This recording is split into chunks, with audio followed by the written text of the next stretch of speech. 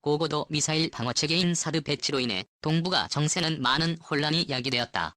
우리 정부는 사드는 북한에 점증하는 위협으로부터 한국과 주한미군을 보호하기 위해 결정한 것이라고 공식적인 의견을 밝혔지만 중국의 반발을 멈출 수는 없었다. 중국은 북한보다도 훨씬 강력한 거부 의사를 표출하며 사드 보복을 감행했다. 이 때문에 상당한 경제적 타격까지 감수해야 했던 대한민국이다. 이처럼 중국은 사드 배치에 상당한 위기의식을 느끼고 있다. 그런데 중국이 사드보다도 더욱 두려워하는 무기가 있었으니 바로 대한민국의 이지스함이다. 오늘은 중국이 한국의 이지스함을 두려워하는 이유에 대해 자세히 알아보고자 한다. 한국은 현재 세계 3위급의 이지스함 3척을 보유 중이며 2013년 이후 차기 이지스함 3척을 추가로 실전 배치할 예정이다. 이를 통해 현재 한 개뿐인 기동전단이 3개의 기동전단으로 구성되면 대한민국 해군 전력에 큰 힘이 될 것으로 전망되고 있다. 특히 차기 이지스함은 현재 운용 중인 세종대왕급의 단점을 적극 개선하여 건조될 것이기 때문에 더욱 막강한 능력을 자랑할 것으로 기대된다. 현재 대한민국의 대표 이지스함은 세종대왕함이다. 세종대왕함은 지난 2007년 5월 진수돼 2008년 11월 실전 배치된 대한민국 최초의 이지스함으로 우리나라를 세계 5번째 이지스함 보유국으로 만들어준 함정이기도 하다. 또한 우리 해군이 보유한 전투함 중 가장 큰 함정이다. 비슷한 크기의 이지스함을 보유한 국가는 미국과 일본 정도이며 미국과 일본의 최신형 이지스함에 견줘봐도 뒤지지 않는 능력을 갖추고 있다. 1. 위협적인 탐지거리. 중국이 사드 배치에 예민하게 반응하는 주된 이유는 사드의 눈엔 기표와 이 레이더의 탐지거리에 있다. NT표와 이 레이더의 탐지거리는 600에서 800km로 이 거리면 중국 일부 지역을 충분히 감시할 수 있다고 한다. 비록 탐지거리를 연장하는 데 8시간 정도 소모되긴 하지만 최대 1000km까지 탐지거리를 늘릴 수 있는 것이 사드이다. 그런데 세종대왕함은 1000km밖에 물체도 탐지할 수 있는 스파이 원디레이더를 탑재하고 있다. 이를 통해 실제로 중국의 동북지역 군사시설은 모두 탐지가 가능하다. 중국의 입장에서 1000km 떨어진 항공기와 미사일 모두 추적할 수 있는 세종대왕함이 반가울리는 만무하다. 이처럼 세종대왕함은 사드보다도 긴 탐지거리를 가지고 있기 때문에 중국에게 더욱 부담스러운 존재일 수밖에 없다. 2. 전략무기 무력화. 이지스함은 대함 미사일 공격을 방어하기 위한 통합 시스템 이지스 시스템을 갖춘 함정을 일컫는 말이다. 이지스라는 이름도 그리스 신화에서 제우스가 아테나에게 준 무적의 방패에서 이름을 따온 것으로 이지스함은 신의 방패라고 불린다. 그만큼 현존하는 함정 가운데 최강의 방어력을 갖춘 것으로 평가되고 있다. 이처럼 이지스함은 아주 강력한 방공망을 구축하고 있기 때문에 중국의 전략무기들을 모두 무력화시킬 수 있다. 이지스 레이더가 탐지해낸 목표물은 엑센트 블록 3 함대공 미사일이 최대 170km 밖에서 1단계로 요격하고 이를 통과한 목표물은 미사일이 2단계로 요격하게 된다. 그리고 3중 방공망의 마지막 수문장 기관포 골키퍼는 1분당 4200발의 기관포탄을 목표물에 퍼붓는다. 이로써 완벽에 가까운 방공망을 구축할 수 있는 것이 세종대왕함의 놀라운 점이다. 특히 2013년부터 추가 배치되는 차기 이지스함에는 탄도미사일 요격이 가능한 S임수리 미사일까지 탑재되어 더욱더 중국을 무력화시킬 예정이다. 3. 막강한 공격력 현존하는 이지스함들 중에서도 가장 많은 미사일을 장착할 수 있는 것이 바로 세종대왕함이다. 세종대왕함에는 128기의 수직발 사기가 실려있다. 즉 128개의 미사일을 장착할 수 있다는 것이다. 이는 미국 알레이버크급 이지스 구축함이나 일본 아타고급 이지스 구축함이 96기의 수직발사를 갖고 있는 데 비해 30일이나 많은 수치이다.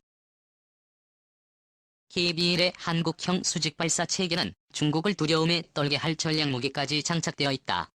함대지 크루즈 미사일 전령과 잠수함 잡는 미사일 홍상어가 바로 그것이다. 특히 전령은 1000km 떨어진 목표물을 오차 3m 이내에 정확도로 공격이 가능한 무시무시한 무기이다. KBL의 한국형 수직발사 체계는 중국을 두려움에 떨게 할 전략무기까지 장착되어 있다. 함대지 크루즈 미사일 전령과 잠수함 잡는 미사일 홍상어가 바로 그것이다. 특히 전령은 1000km 떨어진 목표물을 오차 3m 이내에 정확도로 공격이 가능한 무시무시한 무기이다. 세종대왕 하면은 이와 같은 전령이 32발 탑재된다. 그리고 10km 이상 떨어져 있는 적 잠수함을 공격할 수 있는 홍상어가 열려서 850km 이상 떨어져 있는 적 함정을 공격하는 함대함 크루즈 미사일 배송이 열려 4발 탑재된다. 한국을 위협하고 있는 북한의 10대 미사일. 북한은 김정은이 정권을 승계한 후 지금까지 수십 발의 미사일을 발사하며 국제사회에 대한 무력 시위를 이어오고 있다. 특히 최근에는 공공연히 핵무기 발언을 이용한 협박 전술을 쓰고 있어 그 위험 수위는 높아만 가고 있다. 오늘은 북한이 보유한 미사일을 알아보며 그 성능에 대해 알아보는 시간을 가져보도록 하자. 1. 화성 후보.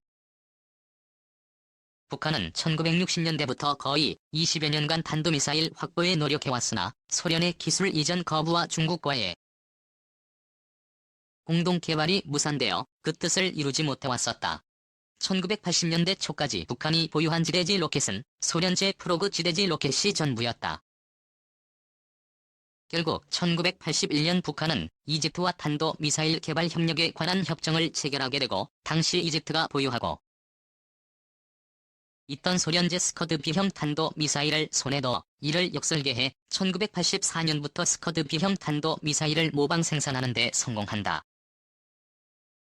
북한은 이를 화성 5호라고 불렀고 탄도 중량 1000kg 사거리 300km로 휴전선 인근 북측 지역에서 발사할 경우 서울과 수도권을 포함해 대전까지 공격할 수 있다. 위력은 축구장 4개 정도의 면적을 초토화시킬 수 있고 공산 오차는 1km 이상으로 목표를 무력화시키기 위해서는 여러 발을 발사해야 한다. 보통 우리나라와 미국의 탄도미사일 공산 오차는 50m 내외이다. 북한의 화성 5호는 이라크와 전쟁을 치르던 이란에 판매되기도 했다. 북한의 화성 5호 미사일. 사실 한반도에서는 유사시 IBM 계열보다 이런 미사일이 더 무섭다. 이 화성 6호, 화성 5호 개발에 성공한 북한은 곧바로 탄도미사일의 탄도 중량을 줄이고 사거리를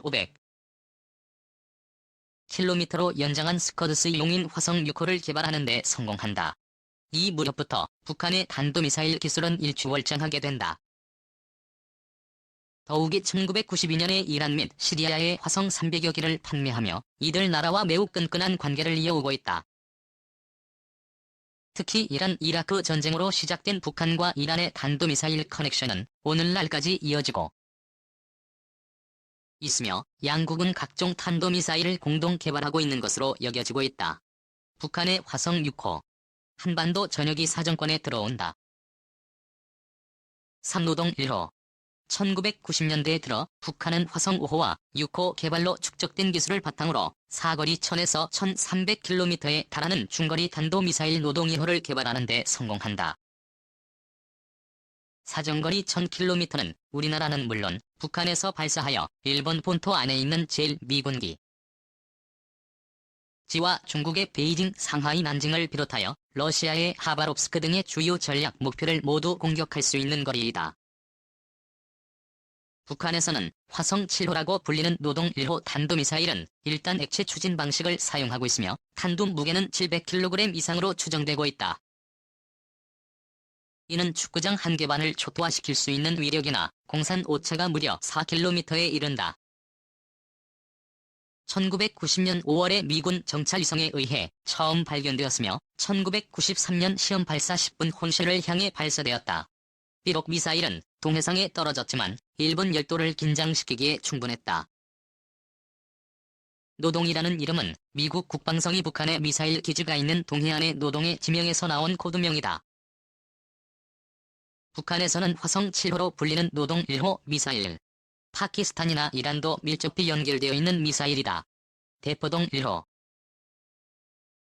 1994년 2월 북한은 2단 로켓을 사용한 대포동 1호 탄도미사일의 시험 발사에 성공하였다. 2단 로켓을 사용했다는 의미는 사정거리가 대폭 증가했음을 뜻한다. 대포동 1호 탄도미사일은 사거리가 2,500km로 알려져 있으며 1998년에 북한이 대포동 1호의 발사 실험을 했는데 발사체는 일본을 지나 태평양에 낙하했다. 세계 각국에 충격을 주었으며 인접한 대한민국과 일본의 충격이 컸고 한때 대한민국에선 생필품 사재기 소동이 벌어질 정도였다.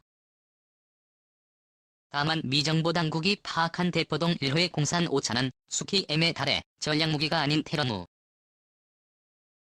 기로 규정하고 있으며 북한이 이란 등의 대포동 1호의 수출 노력을 기울인 덕분에 북한은 한동안 테러 지원국 명단에 올라 있었다.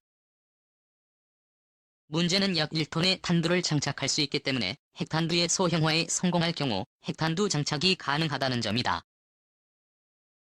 대포동 1호 미사일은 사거리가 대폭 증가되어 구암기지나 일본 내 미군 기지가 사정권에 들어온다.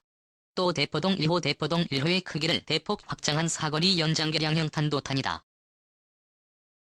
북한이 2006년 7월 발사 시험을 했으며 당시 발사 후 7분 만에 동해상으로 추락해 실패로 끝났다고 전해졌으나 실상은 거의 500km를 날아간 것으로 확인되었다. 이로 인해 국제사회에 큰 우려를 사면서 UN 안보리의 제재 결의를 촉발시키기도 하였다. 사정거리 3,500에서 6,000km로 미국 알래스카 일부가 사정권에 들어간다. 3단식으로 개량할 경우 15,000km로 늘어 미국 본토가 사정권에 들어간다. 일본 방위백서 등에 따르면 추진연료는 액체연료며 신형 추진장치를 1단계 중거리 탄도미사일 노동을 2단계로 이용하고 있다. 역시 공산 오차는 수KM에 달하나 탄두 적재량이 1톤인 관계로 핵탄두 탑재가 가능할 것으로 보인다. 미 미사일방어청과 국방부 2014 국방백서에 의하면 대포동 1호는 미국 본토까지 사정권에 들어온다. 이후 무수단 북한의 노동당 건당 65주년 기념인 2010년 퍼레이드에서 전격 공개된 중거리 탄도탄이다. 2000년대부터 개발에 착수한 것으로 보이며 그동안 미국의 정찰위성에 몇 차례 포착된 바 있다. 발견된 지역의 명칭을 따서 무수단 로켓이라고 명명했다. 북한에서의 명칭은 화성 10호, 러시아의 S-헤비 예민 알리 17을 카피했다고 알려져 있으며 2006년 실전 배치했으나 10년이 지난 2016년에야 시험 발사를 해서 여러 차례 실패했다가 2016년 6월 21일 발사에 성공했다고 하며 이때 북한군 정식 명칭이 화성 10호임이 공개되었다. 무수단 로켓의 사정거리는 약 3,200에서 4,000km, 원형 공산 오차 1.3km, 탄도 중량은 대략 650kg 수준이다. 무수단의 기초가 된 러시아의 R-27이 탄도 중량이 1.1톤이므로 앞으로 개량이 진행될 경우 핵탄두나 화학탄두의 탑재가 가능하리라고 전문가들은 판단하고 있다. 북한의 무수단 로켓. 최근에 많이 언급되는 미사일이다.